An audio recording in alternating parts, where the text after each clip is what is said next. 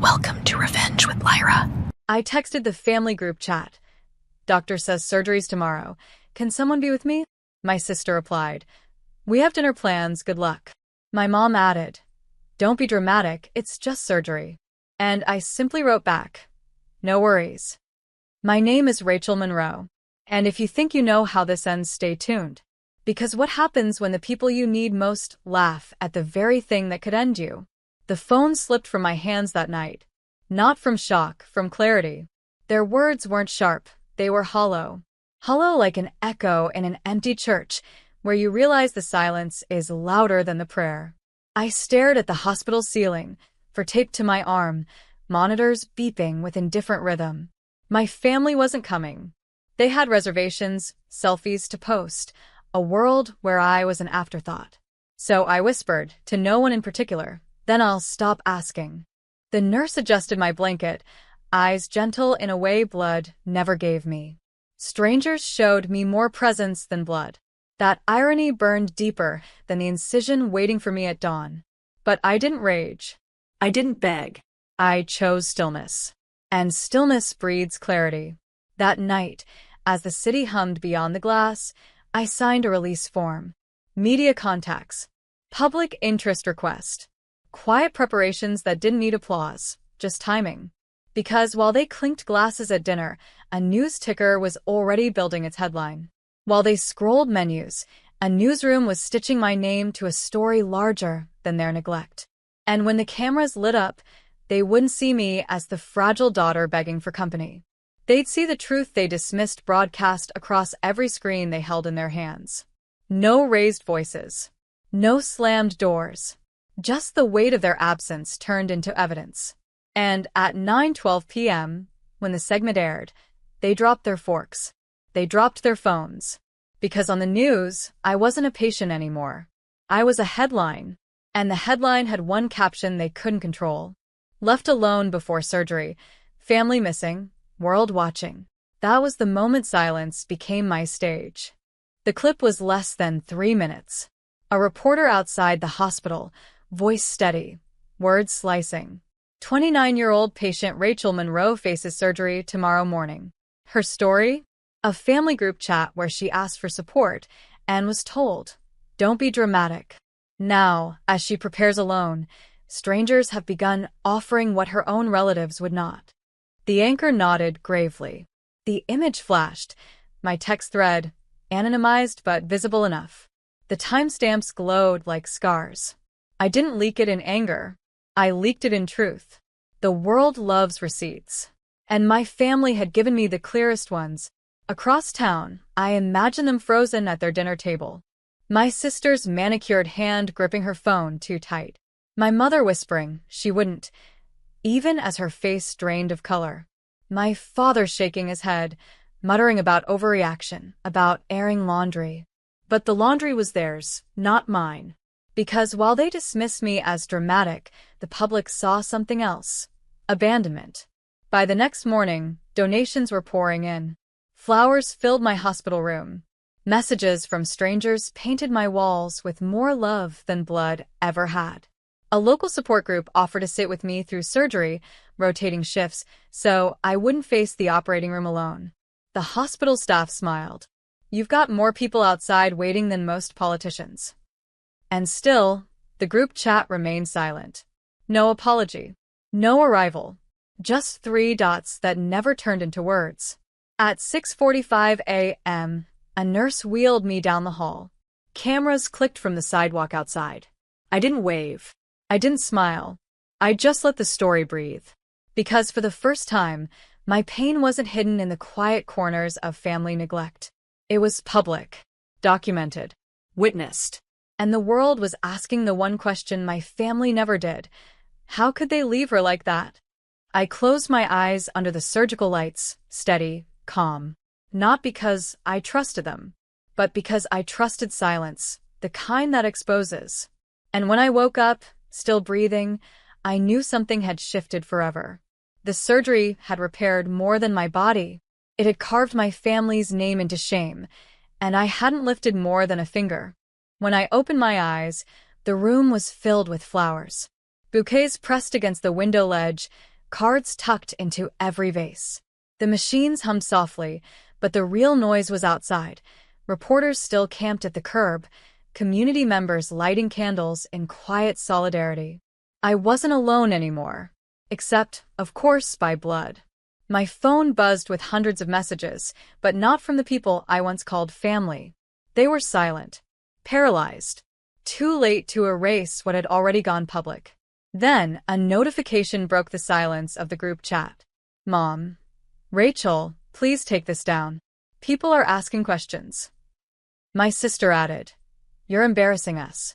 No one needs to know private things. Private. That was the word they clung to, as though neglect becomes smaller if hidden behind walls. I didn't reply. I didn't need to. Because every stranger sending love saw what my family refused to, that I deserved to be held, not hidden. By evening, the local paper ran a follow-up. Community rallies behind patient abandoned before surgery. Photos of volunteers standing outside my window, holding signs. We're with you, Rachel. And in the middle of that article was one quiet line that changed everything. Family declined to comment. Declined. Not denied. Not defended. Declined. At the gala dinners they loved so much. At the church pews they filled every Sunday. At the grocery aisles where their neighbors lingered, whispers began. Did you see the news? How could they? She begged for someone to be there. My family had always thrived on image, on control, on applause. Now their silence was a billboard. I lay back against the hospital pillow, for dripping steadily, and realized something. Revenge wasn't about loud vengeance. It was about letting the truth live where everyone could see it. And truth has a way of growing roots. By the third day, my surgeon visited, smiling. You'll heal fine. But you should know people are still outside. They say they'll stay until you walk out of here. And I smiled for the first time in weeks. Because my family may have left me at the table, but the world had pulled up chairs. And I wasn't planning to leave quietly when I finally stood again. By the time I was discharged, the crowd outside had doubled. Strangers who had never said my name before held handmade signs with it painted in bold colors. Rachel Strong. No one should face surgery alone. I was wheeled through the front doors, not the back exit my family would have preferred. Cameras clicked. Reporters shouted questions, but I didn't answer. I simply smiled, nodded, and let the silence do what words never could. That evening, the news ran a split screen. On one side, me, being wheeled out, greeted by flowers and applause. On the other, my sister slipping out of a restaurant, her hand over her face as reporters followed. She shoved past microphones. We had plans that night. We didn't know it was serious. But the receipts were still there, text plastered across the broadcast. Don't be dramatic. It's just surgery. My mom tried, too. On camera, she forced a smile, insisting, We love our daughter. People are twisting this. Yet the video clip rolled again, the proof undeniable. For the first time in my life, their words didn't overpower mine. My truth wasn't buried. It was replayed in high definition, over and over, until no denial could breathe. Sponsors reached out. A nonprofit asked me to speak at a medical fundraiser about loneliness in hospitals. One journalist called it the story that made a city question what family really means. And while the world wrapped me in compassion, my family wrapped themselves in shame. Invitations to dinner stopped. Neighbors no longer smiled politely. The social pedestal they worshipped crumbled beneath them, piece by piece. But I never shouted. I never demanded an apology. I simply let the mirror face them, day after day, until they couldn't look away. Late one night, my phone lit up again. My sister. Rachel, please. End this. We can't go anywhere without people staring. Mom, you've made your point. Enough. But what they never understood was this: it was never about punishment. It was about proof. Proof that I wasn't invisible. Proof that their neglect wasn't just my burden to swallow in silence. Proof that the world sees what they pretended didn't exist. I turned off the phone and set it face down on the nightstand. For once, I didn't need to answer. because every screen in the city already had. The invitations came quickly. A talk show wanted me on their morning segment. A podcast asked for my voice. A university health panel emailed about resilience. Each message carried the same theme. Your story matters. People need to hear it. I thought back to the night I texted my family for help, words small and trembling. Doctor says surgery's tomorrow. Can someone be with me? I had asked for presence. I received rejection. Now the world was asking me to speak, not as a patient, but as a witness. When I walked onto that first studio stage, lights blazing, microphone clipped, the host introduced me not as a victim, but as a voice. Rachel Monroe, whose courage sparked a national conversation about what it means to show up. The applause wasn't for pity. It was for truth. Meanwhile, my family's silence deepened into isolation. At grocery stores, neighbors turned their carts. At church, pews shifted when they walked in. Invitations evaporated. Their dinner plans, so important the night before my surgery, vanished entirely. And still, the group chat remained. Empty. 3 dots never appeared again. But I kept each screenshot. Every dismissive line preserved like evidence in a museum of neglect. Because the story wasn't just mine anymore. It belonged to every person who had ever asked for love and been told they were too much, too dramatic, too inconvenient. The nonprofit fundraiser was the final seal. Hundreds gathered in a hall strung with lights, faces glowing with empathy. I stood at the podium, not shaky, but steady. I thought I was alone, I began. But being left alone taught me something. Silence is loudest when it's shared. Applause swelled. In the back of the hall, I saw them, my mother, my sister, my father, standing in the shadows, uninvited but curious, watching the crowd that had once been theirs. Their eyes weren't angry. They were hollow, searching for a way back into a world that had already closed its door. I didn't call them out. I didn't even acknowledge them, because revenge wasn't pointing fingers. It was standing in a room full of love they once withheld, and knowing they had to watch it bloom without them. That night, as the lights dimmed and the applause lingered, I realized I didn't just survive surgery. I had rewritten the story of who showed up. And the ending was still unfolding. The headlines shifted. No longer abandoned before surgery. Now they read, from patient to advocate, Rachel Monroe speaks for the forgotten. It felt surreal. My pain turned into power. My neglect transformed into momentum. Hospitals invited me to consult on family support programs. Organizations wanted my input on policies. Strangers in waiting rooms recognized me and whispered, "That's her." But back home, my family sat in a silence of their own making. My sister tried damage control online. She posted filtered photos, captions about family first and together through it all. But every comment was the same. Where were you when she asked? She deleted the post within hours. My mother, once the center of every social circle, withdrew. No brunches. No garden parties. Neighbors whispered when she passed. The pedestal she guarded so fiercely was gone. My father? He never messaged. His silence wasn't absence, it was pride refusing to bend. But even he couldn't escape the looks in grocery aisles, the newspaper folded too neatly on the porch. And me? I didn't chase them, didn't block them. I left the group chat exactly as it was, frozen in time, 3 lines carved into digital stone. We have dinner plans.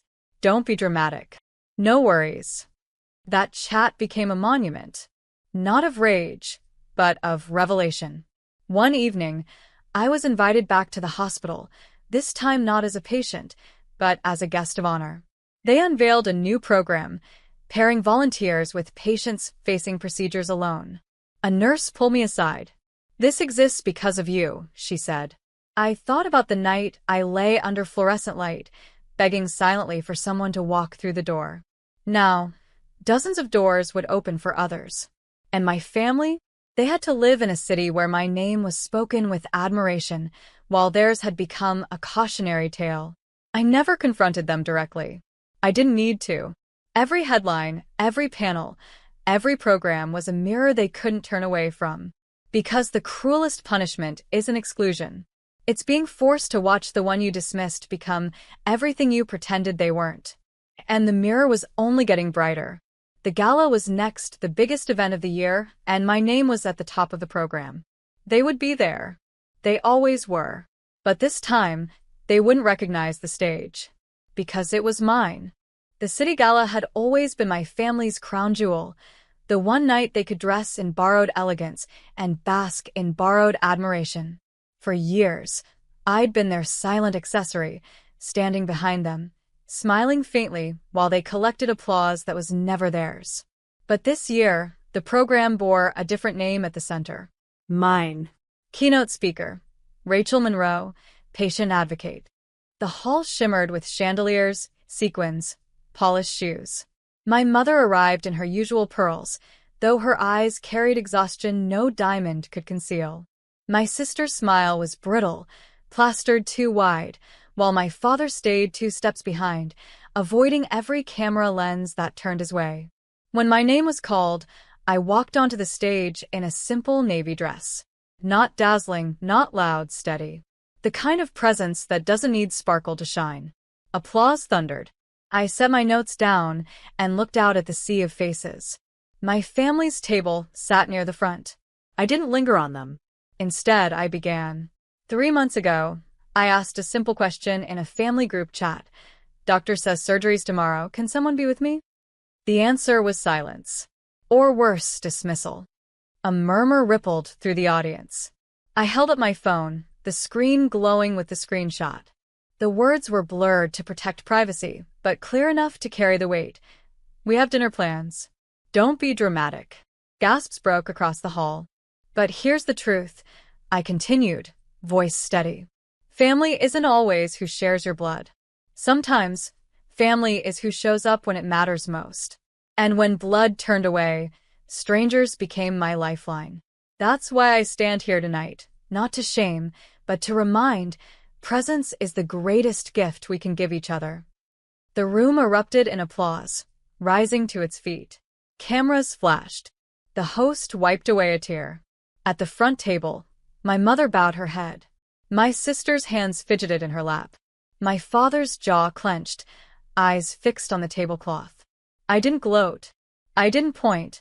I just stood in the light they thought I'd never touch. Because revenge doesn't always shout. Sometimes it stands on a stage, steady and unbroken, while those who once laughed sit silent in the dark. And yet, one more chapter waited. Not for the cameras, not for the crowd, but for the quiet morning after, when truth would follow them home. The morning after the gala, the headlines were everywhere. From neglect to keynote, Rachel Monroe redefines family. Photos of me at the podium spread across every feed, my words quoted in bold. Presence is the greatest gift. I didn't check the group chat. I didn't need to.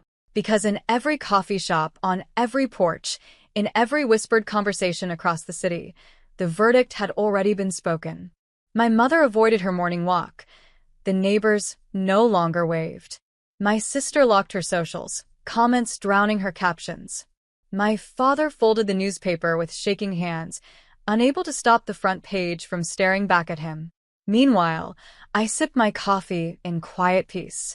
My phone buzzed with new messages, invitations to speak, thank you notes from strangers, volunteers signing up for the hospital program born from my story. The same world they thought too busy to care had cared enough to lift me higher than their silence ever could. But I never sought applause. My revenge was simpler, sharper. To exist loudly in the space they left empty. I left the group chat untouched, 3 lines frozen forever. We have dinner plans. Don't be dramatic. No worries. A digital gravestone of their choice. That evening, I walked past the mirror in my hallway and paused. For years, I had looked into it and seen absence. Their absence, reflected back as my own inadequacy. Now I saw only myself. Whole. Standing. Seen. My family wanted me quiet, erased, compliant. Instead, I became undeniable. Not by screaming, not by fighting, but by letting their neglect speak louder than I ever could. until the whole world heard it. That's the thing about silence. It can bury you, or it can crown you. And when the story closed, it crowned me.